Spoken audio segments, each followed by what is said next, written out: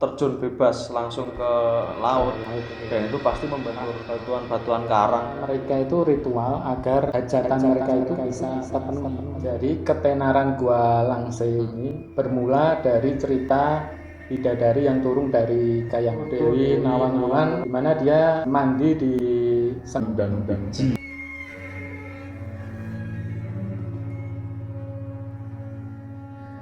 Kembali lagi bersama saya Mr. Gepeng dan juga Mr. Mboet, masih di channel yang paling menakutkan dan menyeramkan, Mr. Ngeri. Seperti biasa, kita masih mengadakan giveaway untuk 10 subscriber terbaik yang akan diundi nanti ketika channel ini tembus 500 subscriber. Jadi dukung terus kami dengan cara subscribe, like, komen, dan ikutin terus video-video horor dari kami.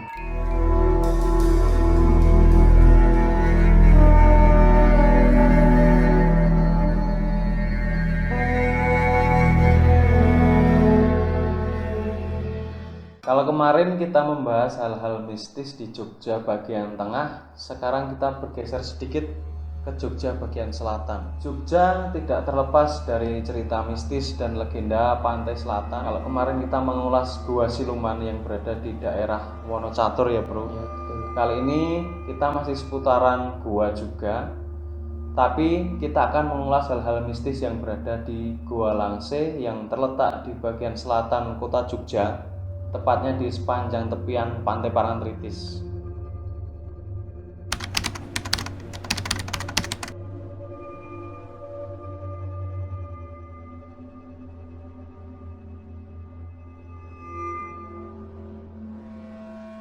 Mungkin teman-teman ada yang sudah tahu tentang Gua Langse, tetapi ada juga mungkin yang belum pernah mendengar sama sekali. Jadi Gua Langse ini berada di tebing perbukitan kapur yang terletak sekitar 5 km dari kawasan Pantai Parangtritis. Untuk menjangkaunya memang membutuhkan energi yang cukup ekstra karena medannya yang harus ditempuh itu cukup terjal dan sulit lah bro. Tapi walaupun medannya sulit dijangkau, namun banyak peziarah yang menantang maut untuk mendatanginya demi memperoleh sesuatu hal yang mereka inginkan. Untuk pintu masuk Gua Langse ini menghadap ke selatan, alias menghadap ke Laut Selatan.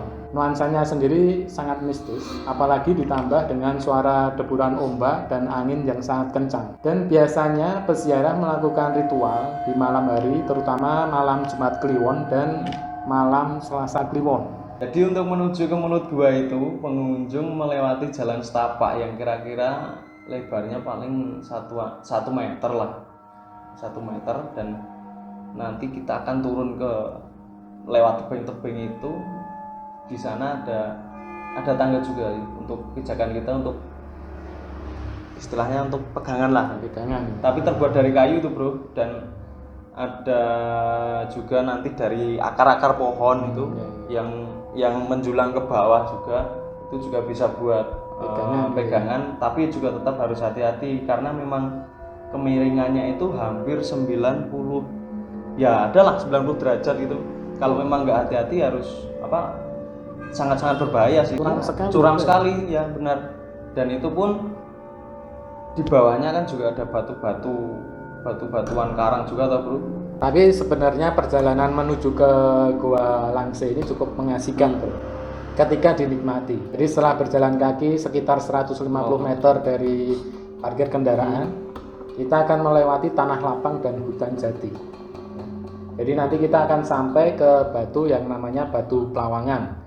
Jadi Batu Pelawangan ini merupakan sebutan untuk batas tebing dan laut. Dan kita ketika sampai di Batu Pelawangan ini, kita nggak usah kaget semisal kita mencium aroma dupa, karena memang banyak ritual yang dilakukan di sana. Betul itu bro. Jadi setelah sampai di Batu Pelawangan tersebut, pengunjung itu bisa menikmati hamparan nan luas laut selatan yang berwarna biru. Kemudian di sebelah barat itu akan terpapar indah Pantai Parangtritis yang terkenal karena menjadi ikon wisata di Yogyakarta. Kemudian di bawah tebing-tebing yang curam, kalau diperhatikan itu banyak terpapar aneka bunga dan juga sesajen dupa serta kemenyan bekas dari para peziarah maupun pelaku ritual tuh bro. Untuk ukuran gua itu sendiri tidak terlalu besar kan, karena hanya seluas mungkin ya 2 kali lapangan bola voli, di mana di dalamnya ada sumber mata air yang biasanya digunakan untuk cuci muka atau mandi sebelum melakukan ritual. Menurut juru kunci, alasan orang-orang berkunjung ke Gua Langse itu karena beredar kabar jika di Gua Langse itu merupakan salah satu istana dari Nyi Roro Kidul ya bro. Salah satu ya mungkin penguasa dikenalnya penguasa Pantai Selatan. Di konon gua ini juga sering digunakan semedi oleh Syekh Maulana Mahribi dan Syekh Siti Jenar hingga Panembahan Senopati. Ada juga desas-desus tentang Wali Songo kalau mengadakan pertemuan itu di Gua Langse. Keluarga Keraton Mataram pun juga sering berkunjung ke Gua Langse karena gua ini diyakini juga menjadi salah satu tempat pertemuan antara dua penguasa. Satu penguasa Keraton Mataram dan yang satu adalah penguasa Laut Selatan. Tempat ini para pengunjung biasanya memanjatkan doa dengan membawa ubur rampe, kembang serta wewangian dupa lah. Ada cerita juga ini bro, dari ketenaran Gua Langse ini bermula dari cerita bidadari yang turun dari Kayangan, yaitu Dewi Nawangwulan, di mana dia mandi di Sendang Beji ya, yang terletak di kawasan Girijati. Ya. Dewi Nawangwulan turun dari Kayangan itu bersama dengan kakak-kakaknya yang juga bidadari. Tetapi ketika para bidadari tengah asik mandi, tanpa sepengetahuan para bidadari, ada seorang pemuda yang bernama Gidang Telangkas atau yang terkenal dengan sebutan Jakatarup itu memperhatikan mereka. Nah, dari situ timbul niat jahat Jakatarup ini untuk menyembunyikan seperangkat pakaian yang dikenakan oleh Dewi Nawangwulan. Jadi usai mandi di sendang tersebut, para bidadari berniat kembali ke Kayangan. Namun Dewi Nawangwulan tak bisa naik ke Kayangan karena pakaiannya telah disembunyikan. Karena ketahuan oleh manusia dan pakaiannya dicuri, Dewi Nawangwulan itu pun dikutuk tinggal di bumi dan menjadi ratu penguasa Laut Selatan. Yang sekarang dikenal ada dengan sebutan Nyi Roro Kidul. Oke bro, kembali lagi ke ini ya bro, di Gua Langse sendiri itu sebenarnya pengunjung itu yang datang itu banyak ya, dari berbagai kalangan, termasuk dari kandidat calon kepala daerah, calon lurah, calon anggota legislatif, bahkan termasuk artis pun kan ada yang datang langsung ke Gua Langse. Katanya mereka itu ritual agar hajatan mereka itu bisa terpenuhi. Dulu itu juga pernah ada seorang peziarah dari luar Jawa yang nekat turun sendiri ke Gua Langse, tapi bukannya mendapat berkah dari ritualnya, namun justru peziarah itu tewas terjungkal dari atas tebing, terjun bebas langsung ke laut, dan itu pasti membentur karang, batuan-batuan karang.